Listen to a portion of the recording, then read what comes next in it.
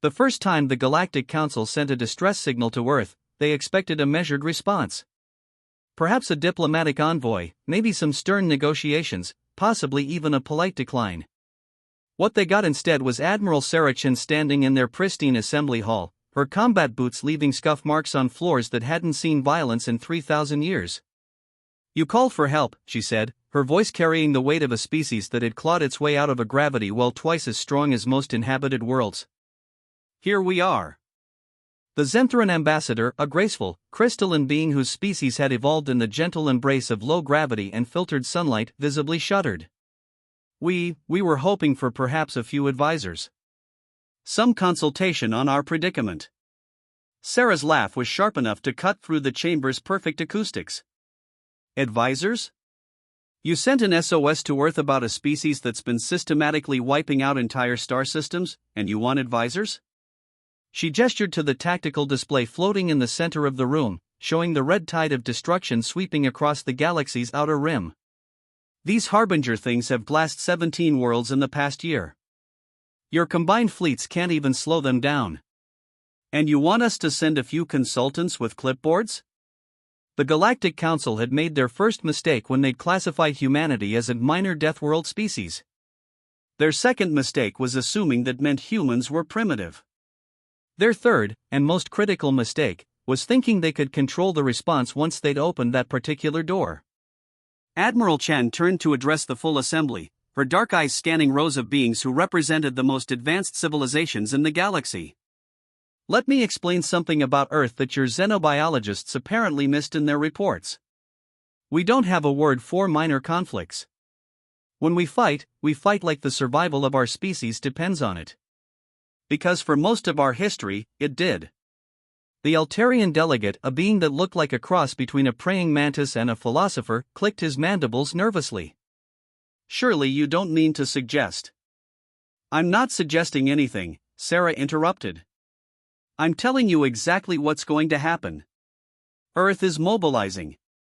Not just our military, our entire civilization. We're not sending advisors. We're sending everyone." The chamber fell silent except for the soft hum of the translation matrix. Even the air recycling systems seemed to pause. "Everyone," whispered the Zenthran ambassador. "Everyone," Sarah confirmed. "Every ship we've got, every soldier, every scientist, every engineer, every civilian who can hold a wrench or aim a rifle. Because that's what we do. When someone sends us an SOS, we don't answer quietly." She pulled up her own tactical display, one that made the Council's sophisticated hologram look like a child's toy. "While you've been debating response protocols for the past 3 months, we've been preparing. The Third Fleet is already en route with 60,000 vessels. The Seventh Fleet launches tomorrow with twice that number. We've got manufacturing ships, colony ships, hospital ships, and things that don't have names in your languages because you've never needed to build them." The Vorthan representative, whose species had been renowned for their military prowess until humans had shown up, leaned forward. "Surely the logistics alone are handled," Sarah said simply. "We've been planning for this kind of operation since we first left our solar system. Every human military doctrine is built around the assumption that we'll be outnumbered, outgunned, and fighting for survival in hostile territory. It's not a bug in our strategic thinking, it's a feature." She paused, letting that sink in. The Harbingers have been advancing unopposed because they've been fighting civilizations that evolved in peace. Beings who see war as an aberration, something to be avoided or managed. You've been trying to minimize casualties and preserve infrastructure. That's not how humans fight. The tactical display shifted, showing human fleet movements across multiple star systems. "We've been monitoring the Harbinger advance for weeks. We know their patterns, their tactics, their weaknesses. They're good at overwhelming prepared positions because they're used to fighting species that build static defenses and hope for the best. They've never fought a species that treats mobility as a weapon." Admiral Chen's smile was predatory. "They're about to learn the difference between conquering the galaxy and conquering a planet full of primates who figured out how to build starships." The Zenthran ambassador's crystalline form was literally trembling now. The scale of what you're describing, the economic impact alone would cripple any civilization. Not ours, Sarah said. Because we've been preparing for this our entire existence.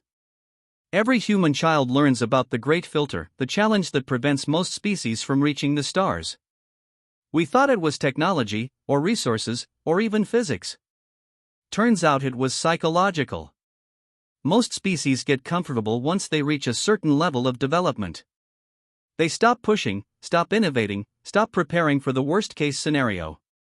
She gestured to the assembled delegates. You built a galactic civilization based on cooperation and mutual benefit. It's beautiful, it's efficient, and it's exactly what we hoped we'd find when we first looked up at the stars. But it's also what makes you vulnerable to something like the Harbingers. The display shifted again, showing detailed analyses of Harbinger technology and tactics. They're not trying to conquer you, they're trying to consume you. They're a species that evolved in scarcity, and they see your abundance as something to be harvested. They don't understand negotiation or diplomacy because they've never needed to. They just take what they want and move on. The Altarian delegate's mandibles clicked rapidly. Then how do you propose to stop them? By showing them what happens when they try to harvest a species that evolved in even worse conditions than they did, Sarah replied. The Harbingers think they're apex predators. They're about to discover they're just the latest in a long line of threats that humanity has faced and overcome. She turned to face the main display.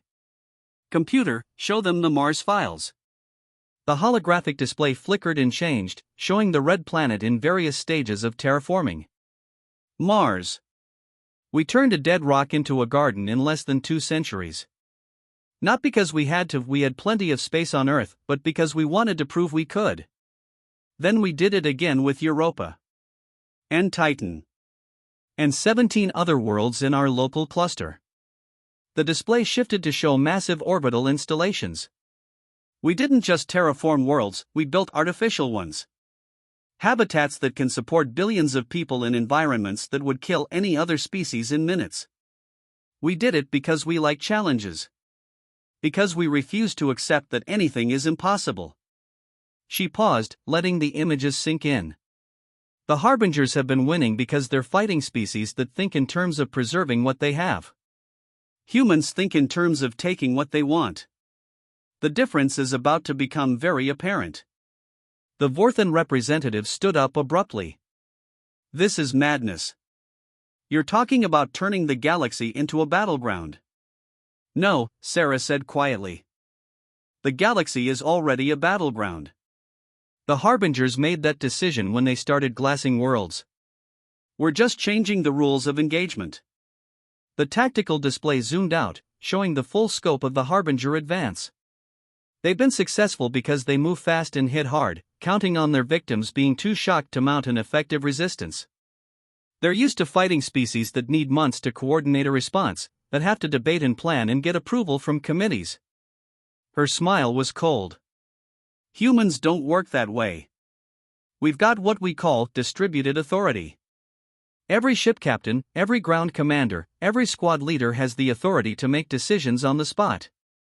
We don't need approval from committees because we train our people to think and act like the survival of humanity depends on their next decision. The Zentheran ambassador's voice was barely a whisper. How many of your people are you prepared to sacrifice? Sarah's expression didn't change. All of them, if necessary. But it won't be necessary because we don't fight fair. We fight to win, as quickly and decisively as possible. The Harbingers have been winning because they're the biggest, meanest predators in a galaxy full of herbivores. They're about to discover what happens when they pick a fight with something that evolved at the top of a food chain. She pulled up another display, this one showing human military doctrine. Every human military unit is trained to operate independently if necessary. Every ship is equipped to survive on its own for extended periods. Every soldier is trained to use captured enemy equipment. We don't just plan for things to go wrong, we plan for everything to go wrong simultaneously. The display showed training scenarios that made the assembled delegates visibly uncomfortable. We practice fighting in vacuum, underwater, in corrosive atmospheres, in crushing gravity, in zero gravity, in magnetic fields that would scramble your neural systems. We practice fighting blind, deaf, cut off from all communication, outnumbered 10 to 1, with equipment that's falling apart." She paused. "We practice these things because that's what we expect normal combat to be like. When everything goes right, we're pleasantly surprised. When everything goes wrong, we're prepared." The Altarian delegate's voice was shaking. This is not how civilized species conduct warfare." "No," Sarah agreed. "It's how we conduct survival." The Harbingers are about to learn that there's a difference. The tactical display changed again, showing real-time positions of human fleets.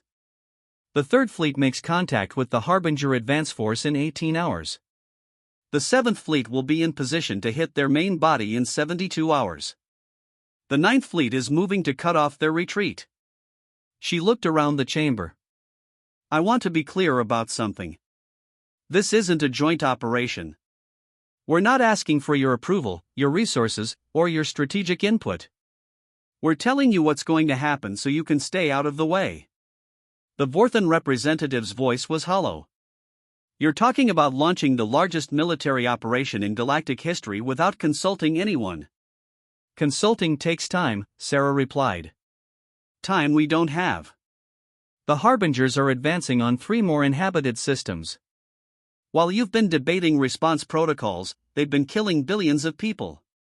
So yes, we're acting unilaterally. That's what you get when you send an SOS to Earth." The Zentheran ambassador tried one last time. "Surely there must be some way to negotiate. With a species that communicates by glassing planets?" Sarah's voice was flat. "The Harbingers have never responded to any communication attempts. They don't take prisoners. They don't offer surrender terms. They just consume everything they encounter and move on. That's not an enemy you negotiate with. That's a cancer you cut out." She turned to leave, then paused. "One more thing. When this is over, when the Harbingers have been eliminated, we're going to have a conversation about galactic security.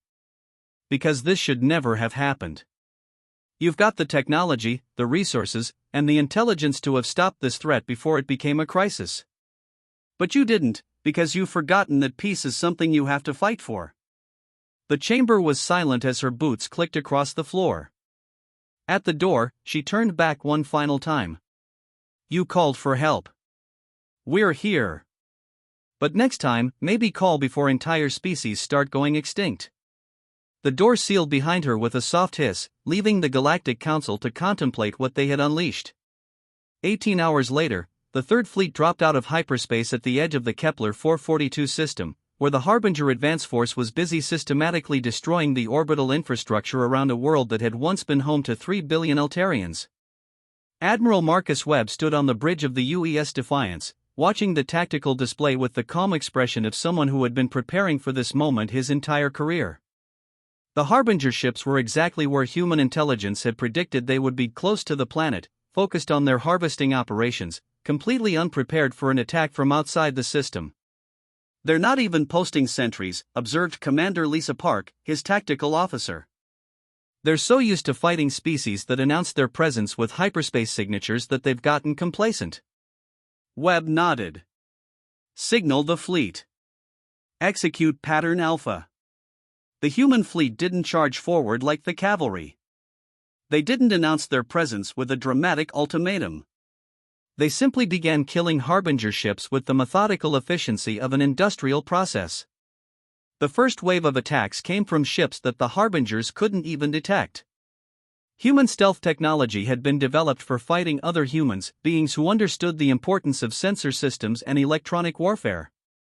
The Harbingers, who had never faced serious opposition, had never bothered to develop sophisticated detection systems. They died in silence, their ships simply ceasing to exist as antimatter charges detonated against their hulls.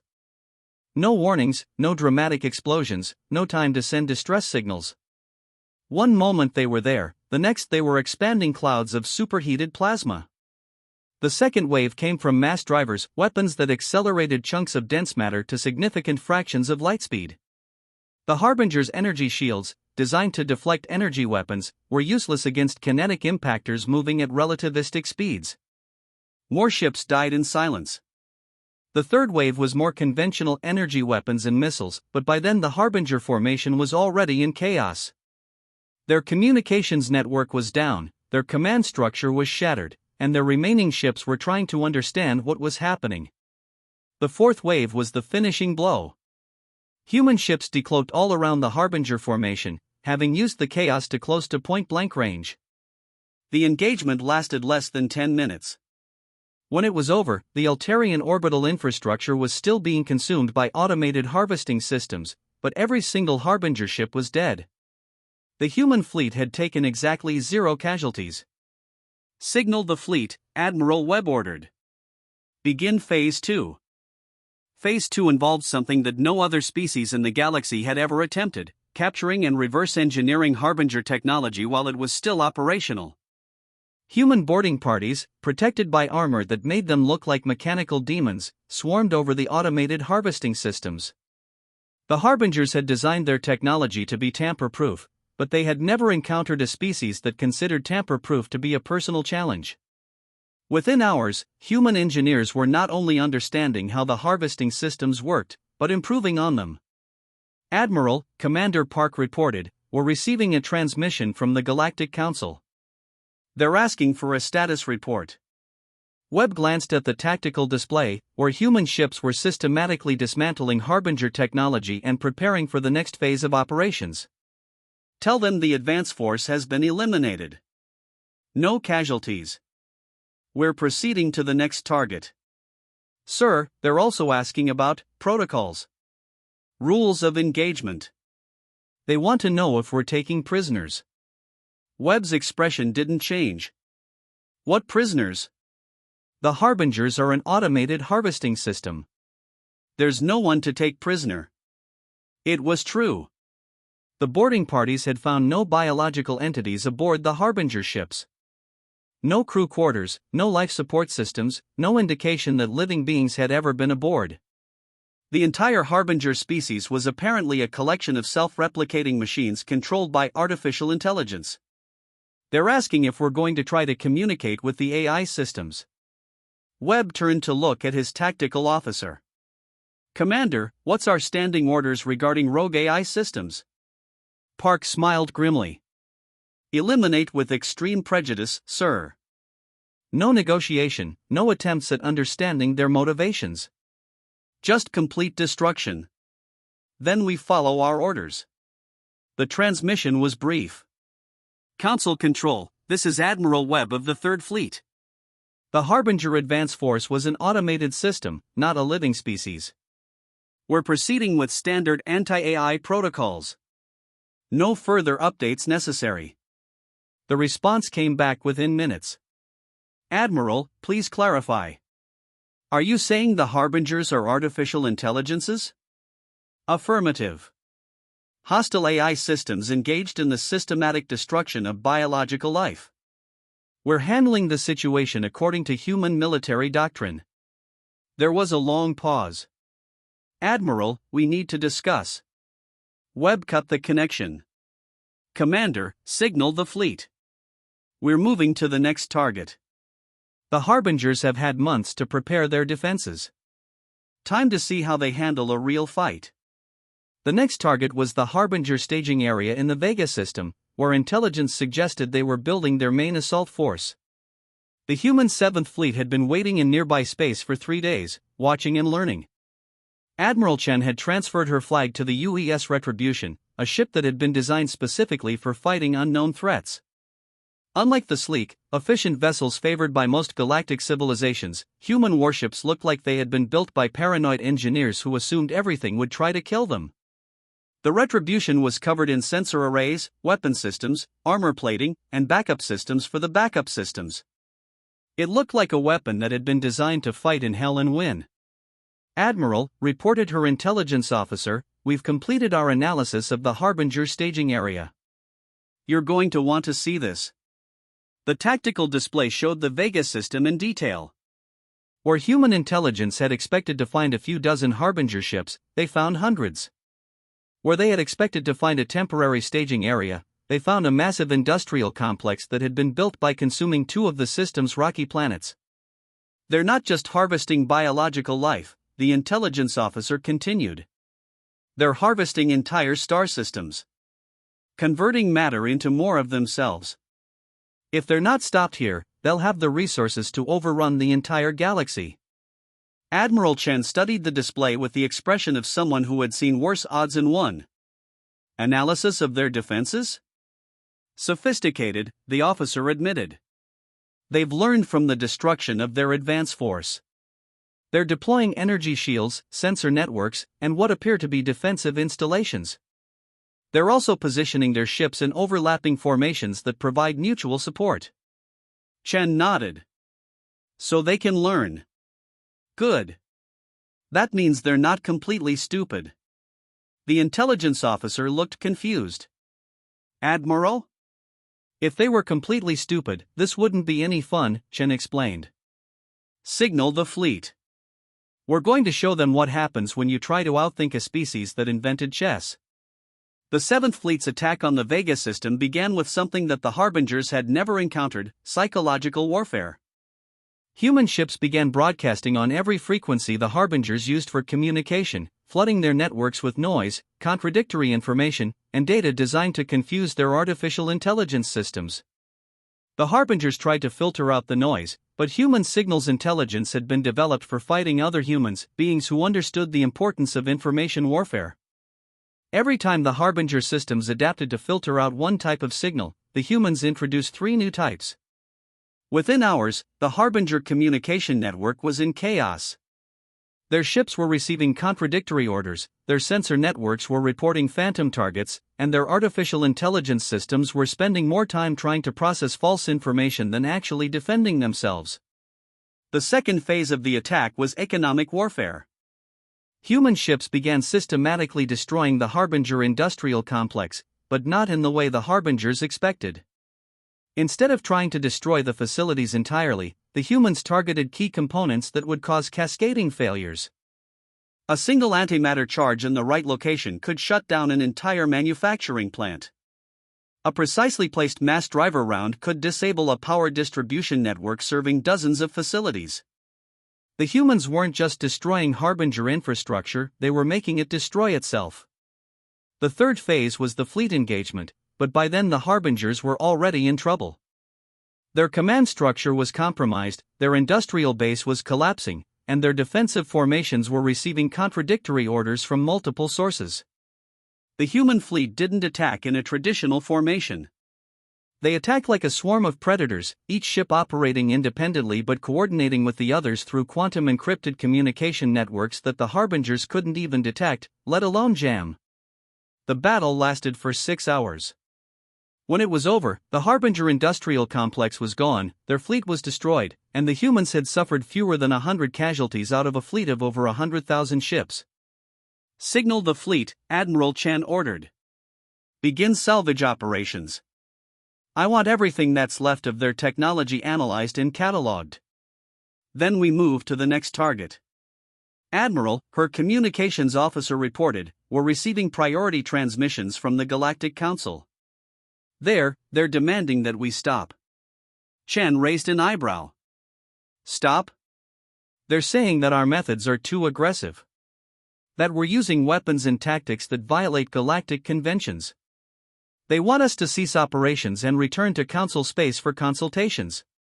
Admiral Chen was quiet for a long moment. Commander, what's our current position relative to the nearest Harbinger fleet? Approximately 3 light-years, Admiral. They're massed in the Arcturus system, apparently preparing for a major assault on the core worlds. And how long would it take for us to reach them? 18 hours at maximum speed. Chen nodded slowly. Signal the Council. Message as follows: Council Control, this is Admiral Chen of the 7th Fleet. We are currently engaged in eliminating a threat to galactic civilization. We will return to Council space when the threat is eliminated. Do not contact us again unless you have intelligence information that will help us save lives. The response came back within minutes. Admiral, the Council is ordering you to stand down. If you refuse, they will consider Earth to be in violation of galactic law. Chen's smile was cold. Signal the Council. Understood. When the Harbingers are eliminated, we'll discuss the legal ramifications. Until then, we have work to do. She turned to her tactical officer. Commander, how long until the Ninth Fleet reaches the Arcturus system? 12 hours, Admiral. They're approaching from the opposite side of the system. Good. Signal both fleets. We're going to end this.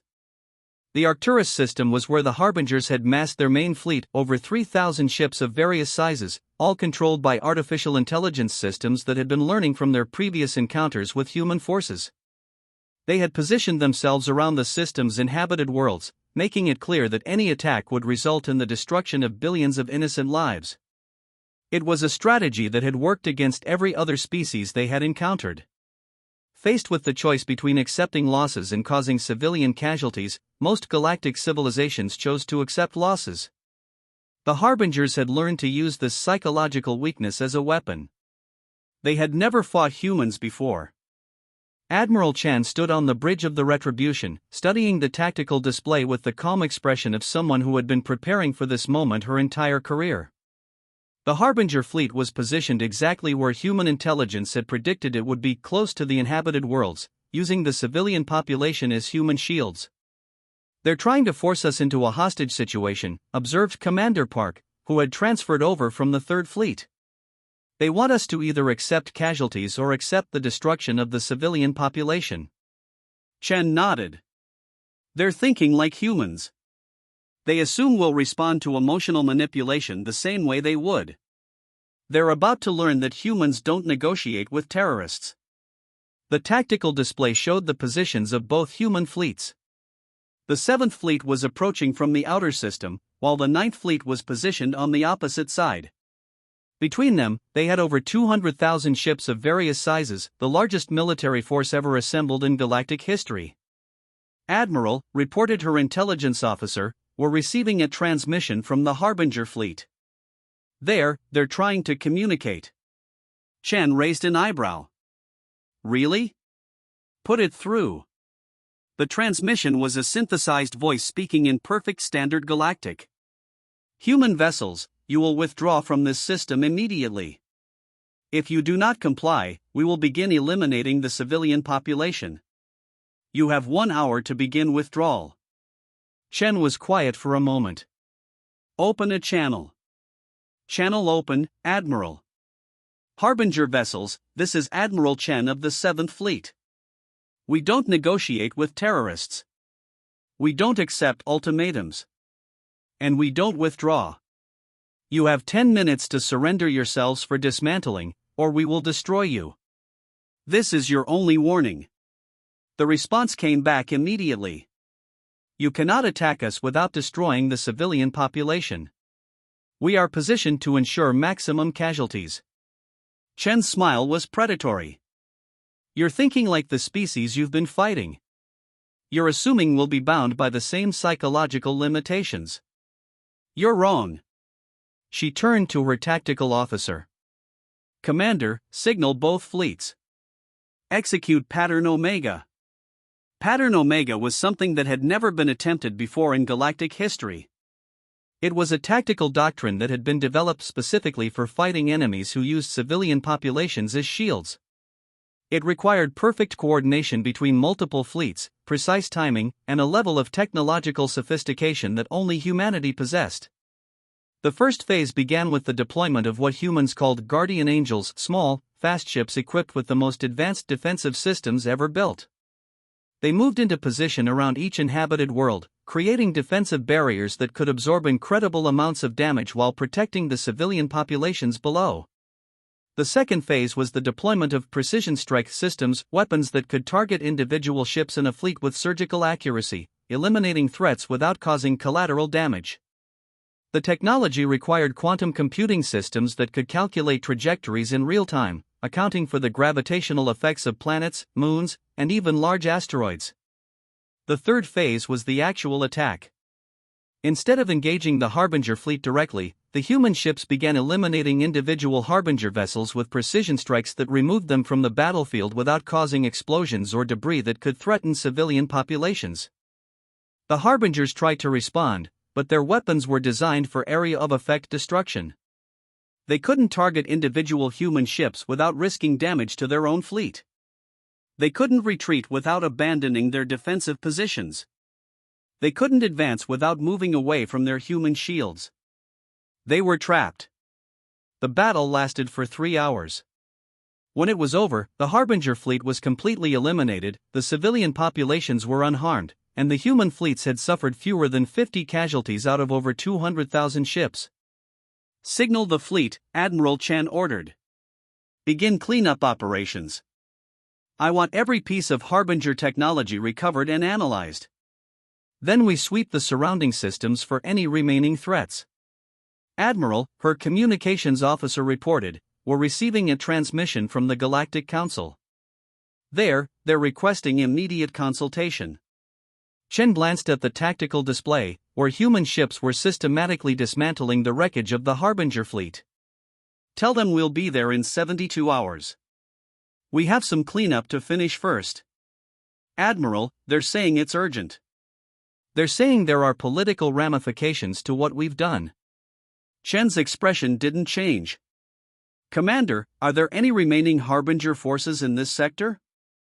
"Negative, Admiral. All Harbinger forces have been eliminated." "Then the political ramifications can wait. We have work to do." 72 hours later, Admiral Chen stood once again in the Galactic Council chambers, but this time the atmosphere was completely different. The assembled delegates were no longer the confident representatives of advanced civilizations. They were beings who had just witnessed the complete destruction of a threat they had been unable to even slow down, accomplished by a species they had classified as minor. The Zentheran ambassador spoke first, his crystalline form flickering with nervous energy. "Admiral Chen, what you've accomplished is remarkable. But the methods you've used, they're unlike anything in recorded galactic history." Chen shrugged. "We used the methods that worked. The Harbingers are gone. The civilian populations are safe. That's what matters." The Altarian delegate's mandibles clicked nervously. "But the scale of the operation, the resources you deployed, it's unprecedented. You mobilized your entire civilization for this conflict." "We mobilized what we needed to mobilize," Chen replied. "No more, no less." The Vorthan representative leaned forward. "Admiral, our analysts estimate that you deployed more military assets in this operation than most civilizations possess in total. How is that possible?" Chen smiled. "Because we've been preparing for this kind of threat since we first reached the stars. Every human settlement, every colony, every orbital station has been designed to support military operations if necessary. We don't separate our civilian and military capabilities because we can't afford to." She gestured to the tactical display, which now showed the aftermath of the human operations. The Harbingers were a threat to the entire galaxy. They were systematically destroying civilizations and consuming entire star systems. Stopping them required a response proportional to the threat they represented. The Zentheran ambassador's voice was barely audible. "But the weapons you used, the tactics, they're so far beyond anything we've ever seen." "Because you've never needed to see them," Chen replied. "You've built a galactic civilization based on cooperation and mutual benefit. It's beautiful, and it's exactly what we hoped we'd find when we first looked up at the stars. But it's also what made you vulnerable to something like the Harbingers." The display shifted to show human technological capabilities. "We've developed these weapons and tactics because we've had to. Earth is what we call a death world, a planet where everything is trying to kill you. High gravity, extreme weather, predators that hunt in packs, diseases that can wipe out entire populations. We survived by becoming better at violence than anything else on our planet." She paused. "Then we reached the stars and found that the galaxy was full of species that had never faced the kind of selection pressures that we had. Species that had evolved in gentle environments, that had never had to fight for survival, that had never had to prepare for threats that could wipe out their entire civilization." The Altarian delegate's voice was shaking. Are you saying that we're inadequate? I'm saying that you're specialized, Chen replied. You've developed incredible technologies, amazing art, beautiful philosophy. You've created a galactic civilization that's peaceful, prosperous, and advanced. But you've also created a civilization that's vulnerable to threats like the Harbingers. The tactical display showed the extent of the Harbinger threat. They consumed 17 star systems before you even realized they were a threat. They destroyed billions of lives before you managed to organize a response.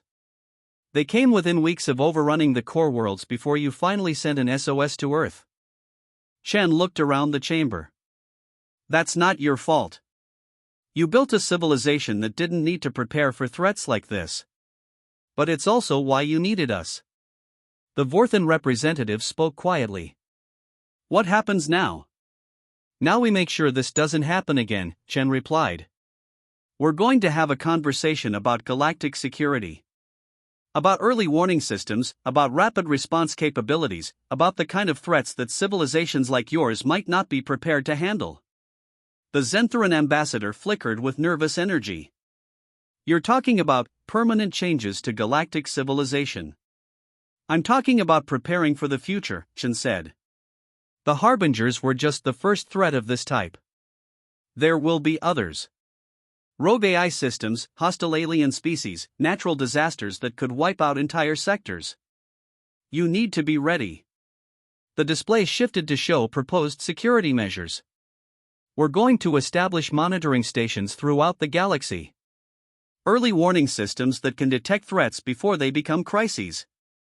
Rapid response forces that can deploy anywhere in the galaxy within days, not months. The Altarian delegate's mandibles clicked rapidly. And humanity would control these systems? Humanity would provide the backbone, Chen replied. But we'd need cooperation from every member species. Intelligence sharing, resource allocation, coordination of response efforts. This only works if everyone participates. The Vorthan representative leaned back. And if we refuse? Chen's expression didn't change. Then the next time someone sends an SOS to Earth, it might take us longer to respond. And the next threat might be worse than the Harbingers. The chamber fell silent. Finally, the Zentheran ambassador spoke. What do you need from us? Access to your intelligence networks, Chen replied. Permission to establish monitoring stations in your territory. Coordination with your military forces. And most importantly, the authority to respond to threats without having to wait for committee approval. The Altarian delegate's voice was barely audible. You're asking us to give you unprecedented authority over galactic security. I'm asking you to give us the authority to do what you called us here to do, Chen replied. To protect the galaxy from threats that could destroy it. She gestured to the tactical display. The Harbingers were just the beginning. There are rogue AI systems in the Outer Rim that are building fleets. There are hostile alien species beyond our borders that are watching and waiting. There are natural phenomena that could sterilize entire sectors if we're not prepared. The display showed threat assessments that made the assembled delegates visibly uncomfortable. We've been monitoring these threats for years. We've been preparing for them. But we can't protect a galaxy-spanning civilization by ourselves. We need your cooperation.